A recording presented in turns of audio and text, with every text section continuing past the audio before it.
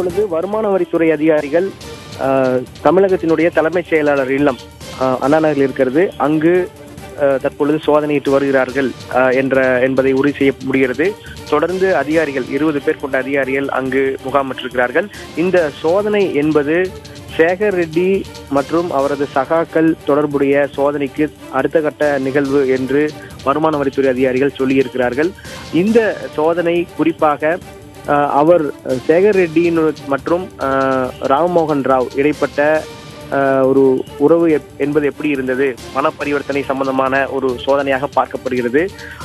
சேகர் ரெட்டியினுடைய சம்பந்தப்பட்ட இடங்களிலிருந்து ஏராளமான ஆவணங்கள் பறிமுதல் செய்யப்பட்டன. அந்த ஆவணங்களை வருமான வரித்துறை அதிகாரிகள் ஆய்வு மேற்கொண்டார்கள். அதில் சொத்து ஆவணங்களை தவிர கணக்கு வழக்கு ஆவணங்கள் ஏராளமாக இருந்ததாக சொல்லப்பட்டிருக்கிறது. எனவே அந்த ஆவணங்களின் அடிப்படையிலும் சேகர் ரெட்டியிடமிருந்து பெறப்பட்ட வாக்குமூலத்தின் அடிப்படையிலும் தற்பொழுது சென்னையில் 5க்கும் மேற்பட்ட இடங்களில் சோதனை என்பது நடைபெற்று வருவதாக வருமான வரித்துறை அதிகாரிகள் சொல்லி இருக்கிறார்கள். இந்த தொடர் சோதனைக்கு அடுத்த கட்டமாக இன்னும் பல்வேறு விஷயங்கள் வெளிவரக்கூடும் என்ற தகவலும் சொல்லப்பட்டிருக்கிறது. எனவே தற்பொழுது இந்த சோதனைக்காக அங்கு காவல்துறை பாதுகாப்பு வரவழைக்கப்பட்டிருக்கிறார்கள். காவல்துறையினர் அங்கு நிறுத்தப்பட்டிருக்கிறார்கள். அது மட்டுமல்லாது இந்த சோதனைக்கு முக்கியமான இன்னொரு அம்சம் என்ன சொல்லப்பட்டிருக்கிறது என்றால், பல்வேறு நிறுவனங்களில் முதலீடுகள் கணக்கில்லாமல் இருக்கிறது. எனவே அந்த முதலீடுகளுக்கு பின்னணியில் யார் இருக்கிறார்கள் என்ற ஒரு கேள்வி எழுந்திருக்கிறது. அது தொடர்பாகவும் இந்த சோதனை இருக்கிறது என்று வருமான வரித்துறை அதிகாரிகள் சொல்லி இருக்கிறார்கள். மேலும் இந்த சோதனையின் போது முக்கிய ஆவணங்கள் சிக்கக்கூடும் என்ற நம்பிக்கையிலும் வருமான வரித்துறை அதிகாரிகள் சோதனையை மேற்கொண்டு வருகிறார்கள் என்றுதான் சொல்ல வேண்டும். குறிப்பாக இந்த சோதனையை பொறுத்த வரைக்கும் ஏற்கனவே சேகர் ரெட்டி, சீனிவாஸ் ரெட்டி மற்றும் பிரேம் ஆகிய 3 பேரது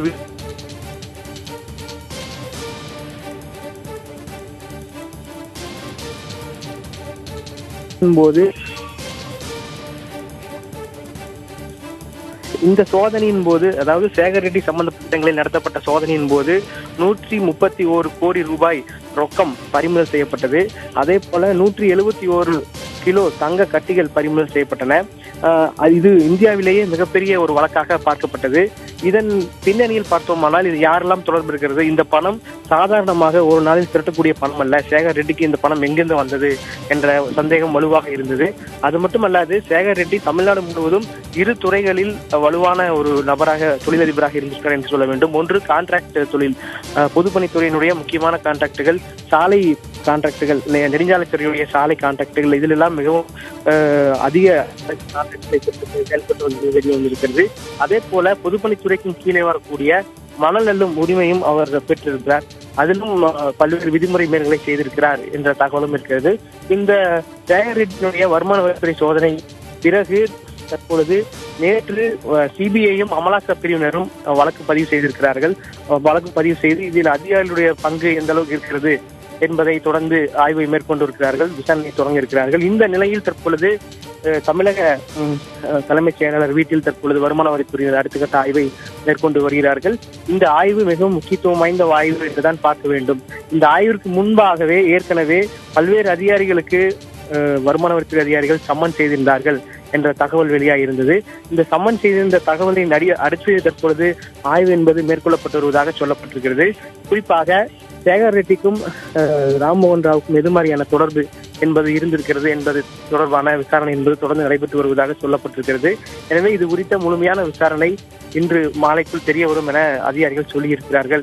இருந்த போதிலும் இந்த சோதனையை பற்றி தொடர்ந்து வருமான வரித்துறை அதிகாரிகளும் மற்ற அமலாக்கத்துறை மற்றும் சிபிஐ அதிகாரிகளும் உடனிருந்து கவனிப்பார்கள் என்ற தகவலும் சொல்லப்பட்டிருக்கிறது.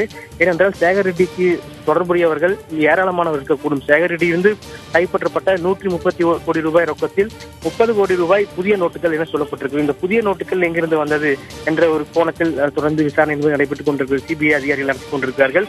இன்னொரு பக்கம் ஐடியை பொறுத்த வரைக்கும், வருமான வரித்துறையை பொறுத்த வரைக்கும் அவர் பல்வேறு தளங்களில் அவர் எங்கெல்லாம் சொத்து சேர்த்திருக்கிறார், எப்படியெல்லாம் அவர் இந்த எந்தெந்த அதிகாரிகள் உதவியோடு சொத்து சேர்த்திருக்கிறார், எந்தெந்த விதிமுறைகளை மீறி இருக்கிறார் என்பது குறித்த சோதனையும் ஆய்வை மேற்கொண்டிருக்கிறார்கள். அமலாக்கத்துறை பொறுத்த வரைக்கும் பணப்பரிமாற்ற தடை சட்டத்தின் கீழ் அவர்கள் வழக்கு பதிவு செய்திருக்கிறார்கள். அவர்கள் இதில் கருப்பு பணம் எப்படி வெள்ளையாக்கப்பட்டது என்ற கோணத்தில் விசாரணையை அவர்கள் தொடங்கி நடத்தி வருகிறார்கள். மேலும் இதற்கு அதாவது இவர் எடுத்திருக்கக்கூடிய அரசு ஒப்பந்தங்களில் விதிமுறை மீறல்கள் எந்த அளவுக்கு நடந்திருக்கிறது, விதிமுறை மீறல்களுக்கு புறம்பாக எவ்வளவு கோடி ரூபாய் பணம் சேர்த்திருக்கிறார், இப்படி பல அம்சங்கள் இந்த சோதனையின் போது கேட்கப்படும் கேள்வியாக இருக்கக்கூடும் என சொல்லப்பட்டிருக்கிறது. எனவே தற்பொழுது இது ஒரு முக்கிய திருப்பமாக இந்த வழக்கில் பார்க்கப்பட்டிருக்கிறது. சேகர் ரெட்டி தொடர்புடைய 3 மாநிலங்களில் அவருக்கு தொடர்பு வலுவாக இருப்பதாக வருமான வரித்துறை அதிகாரிகள் கருதி இருக்கிறார்கள். எனவே இது மாநிலம் தாண்டி விரிவடையக்கூடிய ஒரு சோதனையாக கூட இருக்கலாம் என்ற சந்தேகம் இருக்கிறது. மேலும் அரசியல் பிரமுகர்களுக்கும் சேகர் ரெட்டிக்கும் தொடர்பு இருக்கக்கூடிய வாய்ப்பு அதிகமாக இருக்கிறது. எனவே அங்கும் சோதனைகள் நடப்பதற்கான வாய்ப்பு விரைவில் இருப்பதாக வருமான தரப்பில் தெரிவிக்கப்பட்டிருக்கிறது.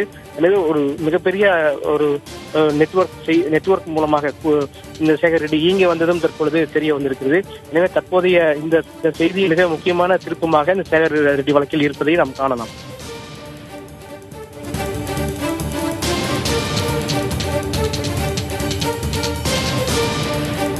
தமிழக தலைமைச் செயலாளர் ராமமோகன ராவ் வீட்டில் வருமான வரித்துறையினர் தற்போது சோதனை மேற்கொண்டு வருகின்றனர். சென்னை அண்ணா நகரில் இருக்கும் அவரது வீட்டில் தற்போது இந்த சோதனை நடைபெற்று வருகிறது. இதுகுறித்த விவரங்களை நமது தலைமை செய்தியாளர் மகாலிங்கம் பொன்னுசாமி வழங்கி வருகிறார். அவரிடம் தொடர்ந்து பேசலாம். மகாலிங்கம், தற்போது சென்னை அண்ணா நகரில் இருக்கும் அவருடைய வீட்டில் தற்போது சோதனை நடைபெற்று வரும் நிலையில அவருக்கு சொந்தமான வேறு ஏதாவது இடங்கள்ல இந்த சோதனை விரிவுபடுத்தப்பட வாய்ப்பு இருக்கிறதா? நிச்சயமாக வேதவள்ளி, ஏனென்றால் சேகர் ரெட்டி வழக்கை பொறுத்த வரைக்கும் அரசியல்வாதிகள், முக்கியமான அரசியல் பிரமுகர்கள் மற்றும் அதிகாரிகள், முக்கிய பொறுப்பு இருக்கக்கூடிய அதிகாரிகள் தொடர்பு இருக்கக்கூடும் என்ற சந்தேகம் வலுவாக முதல் நாளிலிருந்தே வருமான வரித்துறை அதிகாரிகளுக்கு இருந்து வந்தது. இந்த சூழ்நிலையில் தான் இந்த சோதனை என்பது தற்பொழுது நடந்து வருகிறது என்பதை நாம் கொள்ள வேண்டும். இந்த சோதனையின் முக்கியமான நோக்கம் என்னவென்றால், இந்த சோதனை எப்படி ஆரம்பிக்கப்பட்டது என்று கேட்டால், வருமான வரித்துறை அதிகாரிகள் சேகர் ரெட்டி சம்பந்தப்பட்ட இடங்களில் நடத்தப்பட்ட சோதனையின் போது ஏராளமான ஆவணங்களை கைப்பற்றினார்கள். அந்த ஆவணங்களை அவர்கள் ஆய்வு மேற்கொண்டார்கள். ஆவணங்களை ஆய்வு மேற்கொண்ட போது பல்வேறு தகவல்கள் அவர்களுக்கு கிடைத்தன. குறிப்பாக 2 விதமான ஆவணங்கள் அவர்களுக்கு கிடைத்தது. ஒன்று சொத்து சேர்த்தது சம்பந்தமான ஆவணங்கள், இன்னொன்று வரவு செலவு சம்பந்தமான ஆவணங்கள். வரவு செலவு சம்பந்தமான ஆவணங்களை எல்லாம் ஆய்வு செய்து பார்க்கும் பொழுது அவர்களுக்கு பல்வேறு நிறுவனங்கள் தொடங்கப்பட்டதும் அந்த நிறுவனங்களுக்கான முதலீடு என்பது எங்கிருந்து வந்தது பணம் என்ற கேள்வி தொடர்ந்து எழுந்த வண்ணம் இருந்தது. எனவே அது சம்பந்தமாக ஆய்வு செய்யும் பொழுது முக்கியமான அதிகாரிகளுடைய தொடர்பும் அரசியல் பிரமுகருடைய தொடர்பு இருப்பதும் தெரிய வந்திருக்கிறது.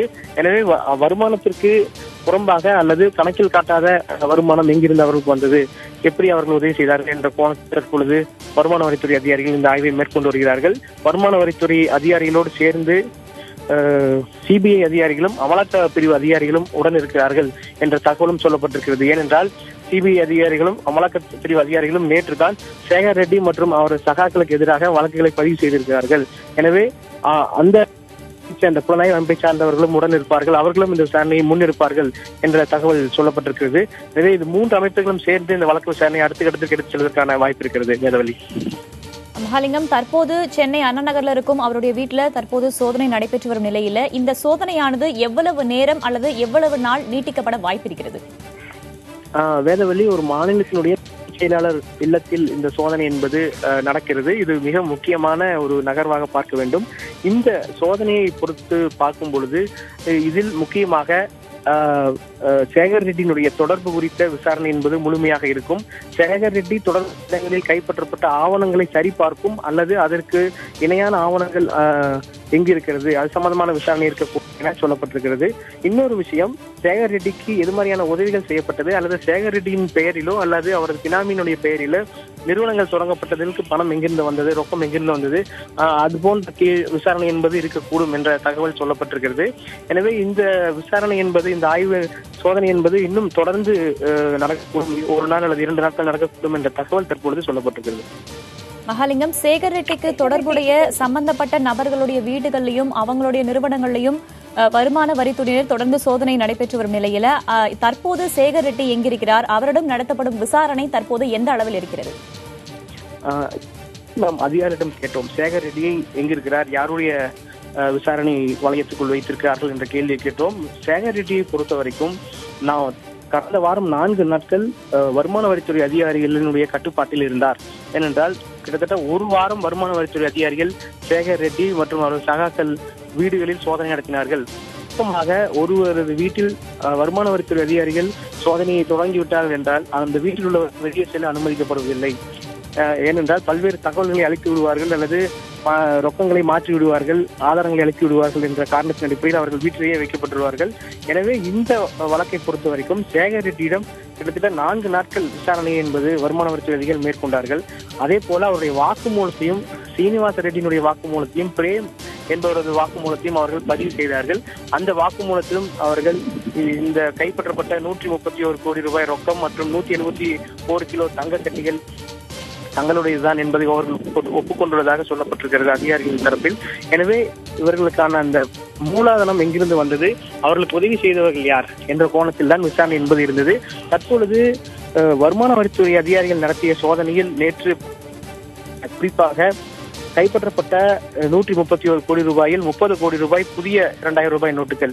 அந்த புதிய 2000 ரூபாய் நோட்டுகளை ஆய்வு செய்து பார்க்கும் பொழுது 30 கோடி ரூபாய்க்கு அளவுக்கு இருக்கிறது.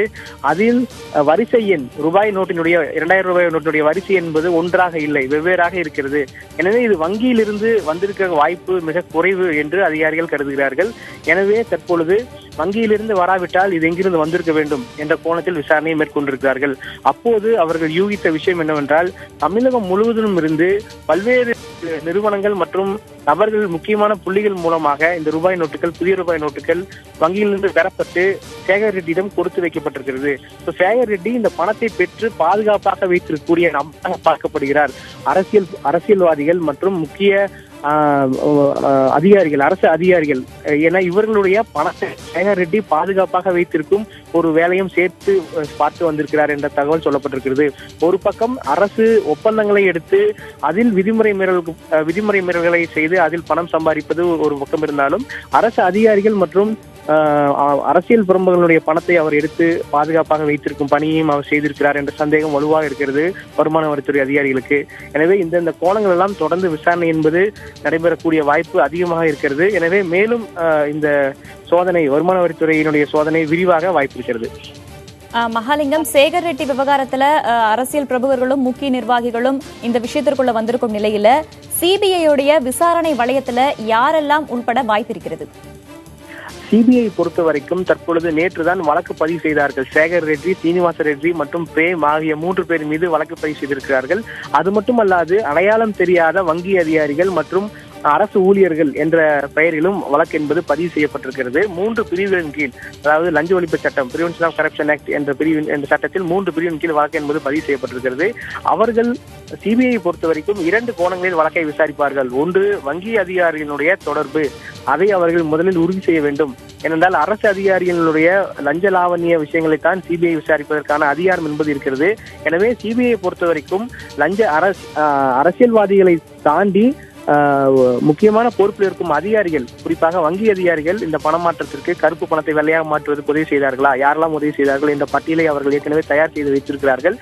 தற்பொழுது சிபிஐ அடுத்த கட்டமாக என்ன செய்ய போகிறார்கள் என்று நாம் விசாரித்த போது கிடைத்த தகவல் என்னவென்றால், தற்போது எங்கு இருக்கிறார் சேகர் ரெட்டி என்ற கேள்விக்கு பதில் இல்லை. அவர் தற்பொழுது எந்த புலனாய்வு அமைப்பின் கஸ்டடியிலும் இல்லை என்றுதான் சொல்லப்பட்டிருக்கிறது. எனவே சேகர் ரெட்டிக்கு சம்மன் அனுப்புவார்கள், சம்மன் அனுப்பி அவரை விசாரணை செய்வார்கள் என்ற தகவல் சொல்லப்பட்டிருக்கிறது.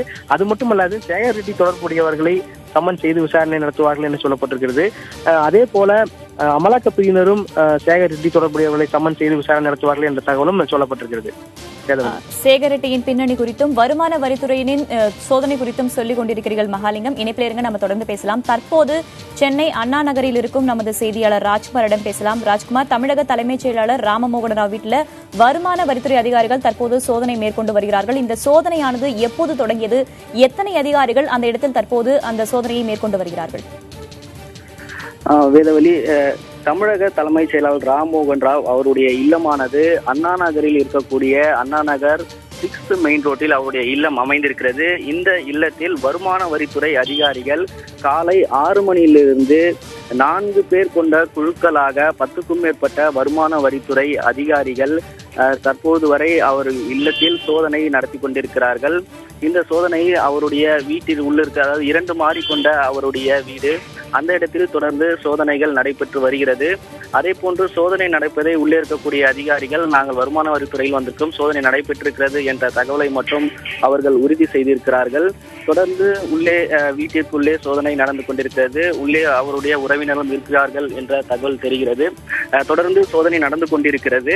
இதற்கு பின்பாக சோதனையின் போது என்ன மாதிரியான விஷயங்கள் விசாரணை செய்யப்பட்டது, ஆவணங்கள் ஏதேனும் இருக்கிறதா என்பது குறித்து வருமான வரித்துறையினுடைய அதிகாரப்பூர்வமான தகவலின் போதுதான் தெரிய வரும். ஆனால் தொடர்ந்து சோதனைகள் தற்போது வரை நடந்து கொண்டிருக்கிறது. இங்கு இருக்கக்கூடிய நிலைமையை பார்த்தால் இன்னும் ஒரு 4 மணி நேரம் சோதனை இந்த இடத்தில் தொடரும் என்ற நிலை இந்த இடத்தில் பார்க்க முடிகிறது.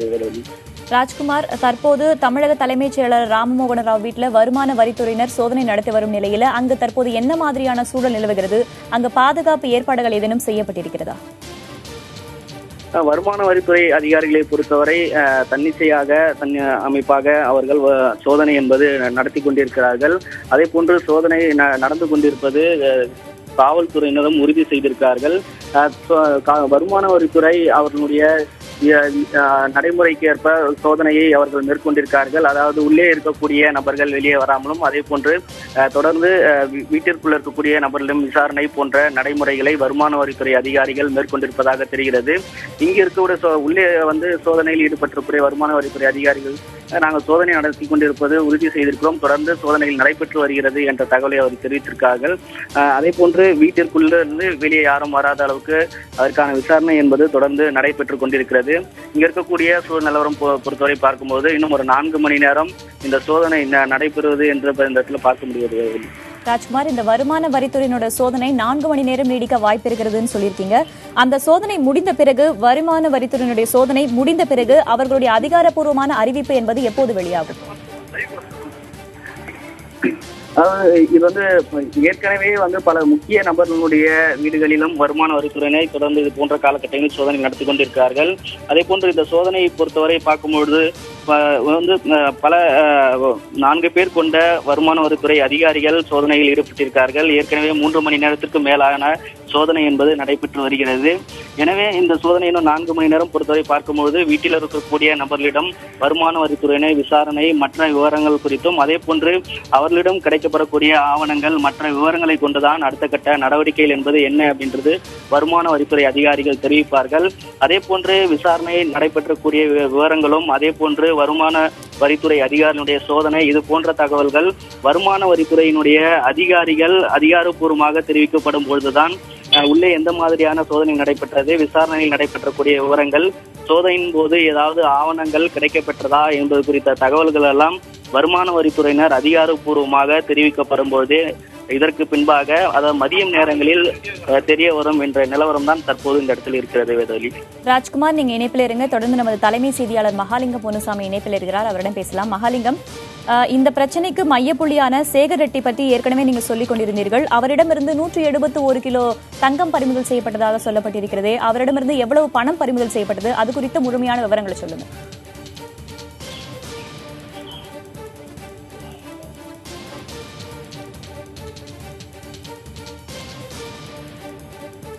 இந்த வழக்கை பொறுத்த வரைக்கும் சேகர் ரெட்டி தொடர்பான விசாரணை என்பது வருமான வரித்துறை அதிகாரி நடத்திய சோதனை என்பது மிக முக்கியமான சோதனையாக பார்க்கப்படுகிறது.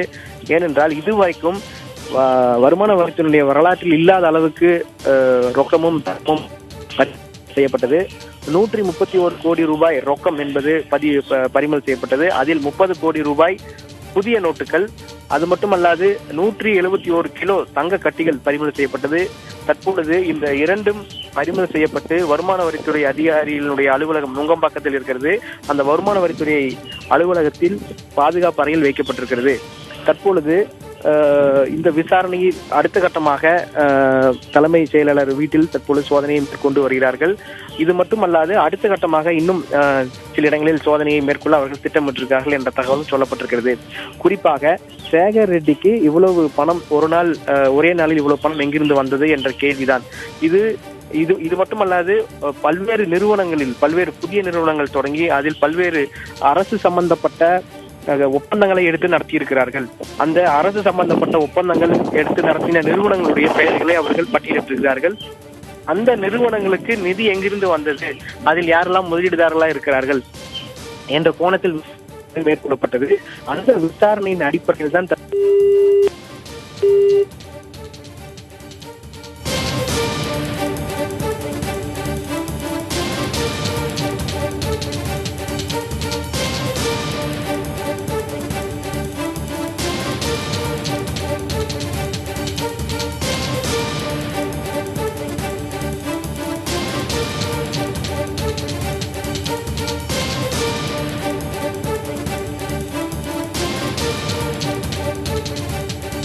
தமிழக தலைமைச் செயலாளர் ராமமோகன ராவ் அவர்களின் வீட்டில் வருமான வரித்துறையினர் தற்போது சோதனை மேற்கொண்டு வருகின்றனர். அந்த காட்சிகளை நாம் பார்த்துக் கொண்டிருக்கிறோம். சென்னை அண்ணா நகரில் இருக்கும் அவரது வீட்டில் தற்போது சோதனையானது நடைபெற்று வருகிறது. காவலர்கள் அங்கு குவிக்கப்பட்டு பலத்த பாதுகாப்பு ஏற்பாடுகளும் தற்போது செய்யப்பட்டிருக்கிறது. இதுகுறித்த செய்திகளை நாம் தொடர்ந்து பார்க்க இருக்கிறோம். ஒரு சிறிய இடைவேளைக்கு பிறகு இணைந்திருங்கள் புதிய தலைமுறையோடு.